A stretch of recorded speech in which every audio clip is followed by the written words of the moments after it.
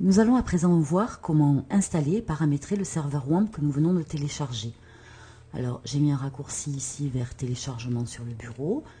Vous voyez que le logiciel s'y trouve. Il me suffit en fait de double-cliquer et de lancer la commande exécuter ici pour lancer l'installation.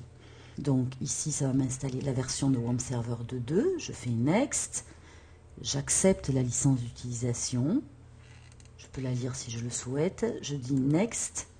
Et là, mon système me demande où est-ce que je veux installer. Alors, vous pouvez installer dans ces programmes file WAMP, qui est l'emplacement par défaut pour les programmes.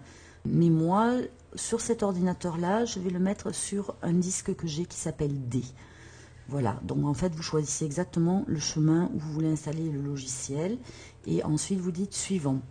Vous cochez la case qui permet de créer un raccourci sur le bureau vers le serveur WAMP.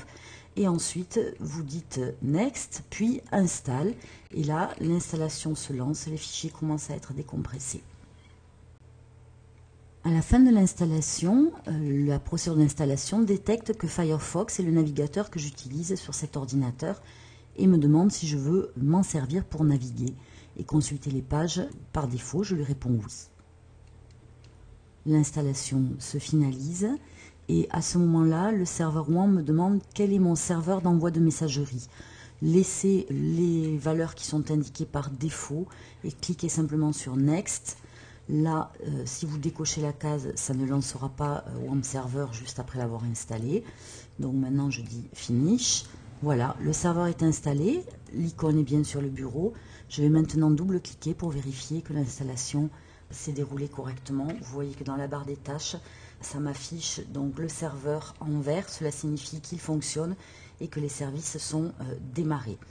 Un clic gauche sur l'icône me permet donc d'arriver au menu qui va nous intéresser ici, Localhost, qui va nous permettre ici de voir s'afficher notre projet web.